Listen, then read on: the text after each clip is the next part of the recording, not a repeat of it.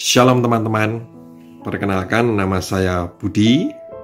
Hari ini saya akan membawakan sebuah renungan berjudul "Di mana Tuhan pada masa-masa susah?" Renungan ini diambil dari Injil Yohanes bab 9 ayat 1 sampai dengan 3. Saya akan menceritakan saja Injil ini. Jadi Injil ini berbicara ada seorang buta yang sejak lahir dia duduk di pinggir jalan. Lalu Yesus bersama dengan para murid dan para pengikutnya melewati orang itu. Salah satu pengikut berbicara kepada Yesus. Dia berbicara seperti ini. "Tuhan, orang buta ini sejak lahirnya dia sudah buta. Kenapa Tuhan? Apakah orang ini berbuat salah? Atau berbuat dosa? Atau orang tuanya yang bersalah dan berbuat dosa?" Saat itu Yesus berbicara, "Bukan salah orang ini, dan juga bukan salah orang tuanya. Namun orang ini buta sejak lahirnya, karena kebesaran-kebesaran Allah akan dinyatakan melalui dia." Saudara, kalau kita refleksikan tentang kehidupan orang buta ini, apakah saat ini kita sedang punya masalah yang serasa kok belum selesai-selesai? Masalah itu, saya tidak berbicara hanya masalah pandemik, tetapi masalah itu bisa berbicara arti luas. Masalah hubungan antara Anda dengan anak-anak Anda, masalah hubungan Anda dengan saudara kandung dan keluarga besar, hubungan menantu mertua, masalah di dalam pekerjaan, masalah bersama dengan rekan kerja, masalah bersama dengan bawahan, dengan pimpinan, masalah keuangan yang nggak ada progres. Kayaknya kok teman saya before 40 sudah jadi miliuner semua, saya kok belum. Kemudian mungkin masalah kesehatan yang nggak kunjung-kunjung sembuh dan sebagainya. Ini bisa menjadi refleksi kita seperti orang buta itu, seperti orang yang mungkin itu adalah kebutaan kita gitu. Masalah kita yang membuat kita stres, membuat kita depresi. Nah, sebelum saya masuk lebih dalam, sebenarnya Tuhan ada sebuah jawaban yang luar biasa. Dari kitab Injil juga saya akan bacakan ya. Dari kitab Lukas. Jadi kitab Lukas bab 22 ayat 31. Di sana dikatakan, Yesus berkata kepada Rasul Petrus, "Hei Petrus, sebentar lagi iblis akan menimpa engkau seperti gandum." Loh, bayangkan. Yesus bilang ke Petrus, kamu akan diserang iblis. Kemudian Yesus berbicara, "Tapi aku akan berdoa untuk imanmu supaya imanmu tidak gugur. Ya, supaya imanmu itu bangkit, dan setelah kamu bisa bangkit imanmu, maka kamu akan menguatkan saudara-saudaramu." Saudara, kalau Anda jadi Rasul Petrus, apa yang Anda katakan? Kalau saya jadi Rasul Petrus, "Loh Tuhan, kamu kan Tuhanku. Loh ya kamu harusnya lindungi aku toh. Kok malah biar aku diserang iblis, malah didoakan. Kamu kan harusnya lindungi aku gitu." Artinya apa saudara? Masa-masa susah diizinkan Tuhan terjadi. Itu karena Tuhan punya rencana. Saya stop dulu di sini. Tuhan bukan berarti memberikan hal buruk ya. Tuhan tidak bisa memberikan hal buruk. Tuhan Yesus hanya bisa memberikan hal-hal baik. Seperti mukjizat, pertolongan, berkat, kesembuhan, dan sebagainya. Apapun itu, hal-hal baik.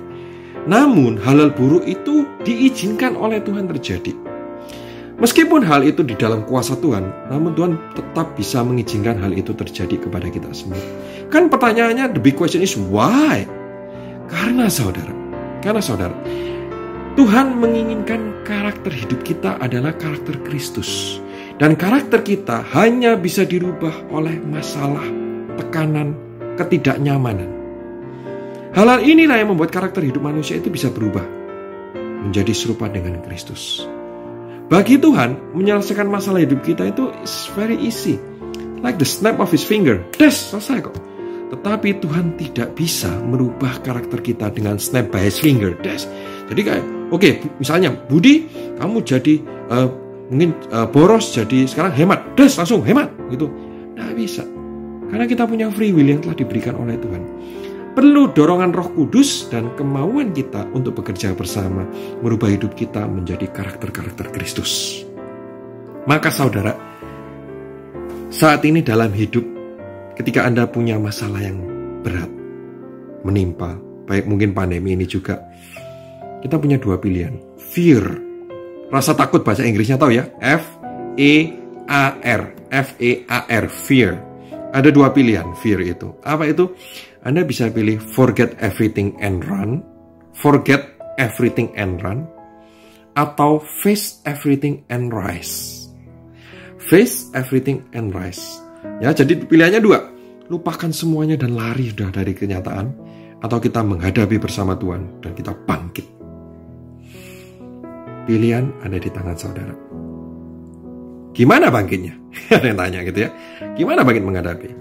Saudara, mungkin salah satu contoh yang bisa diberikan adalah kita mungkin tidak bisa mengontrol situasi, tapi kita bisa mengontrol respon ide kita. Pikiran kita bisa kontrol. Ya kan, we can control our situation, but we can control our response.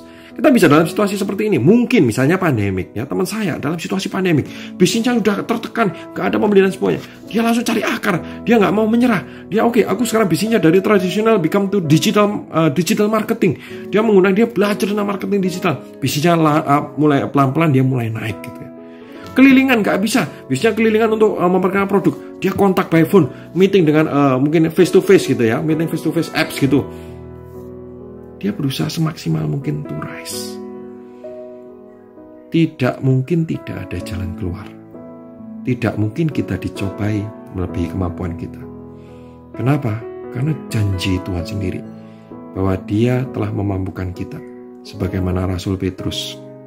Ya, saudara, kita tahu dalam kisah Rasul Petrus, ketika dia berkata bahwa si jahat akan menimpa dia, kita tahu hidupnya. Ya, kita tahu hidupnya dia mengkhianati Yesus ya, dia lari gitu ya. Kemudian bahkan sampai dia juga terlalu bersemangat memotong telinga juga. Hidupnya juga kayaknya nggak jelas gitu. Tetapi in the end of his life, dia menjadi seorang rasul yang luar biasa. Sekali berkhotbah, ribuan orang bertobat. Dia menjadi paus pertama. Karena dia sudah memenangkan pertarungan itu. Dia sudah menunjukkan kebesaran Allah. Dan dia menjadi berkat buat banyak orang. Begitu pula saudara. Saudara, percayalah satu hal. Justru ketika seseorang di dalam tekanan, di dalam masalah, mata Tuhan sedang tertuju kepada Anda. Mata Tuhan sedang tertuju kepada Anda.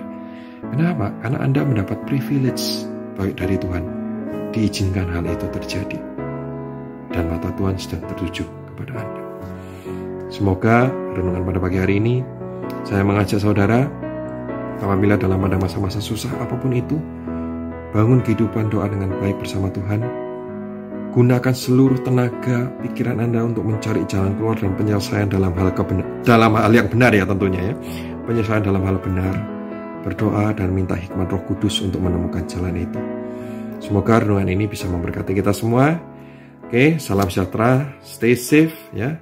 Jaga diri, tetap sehat, dan Tuhan Yesus memberkati. Amin.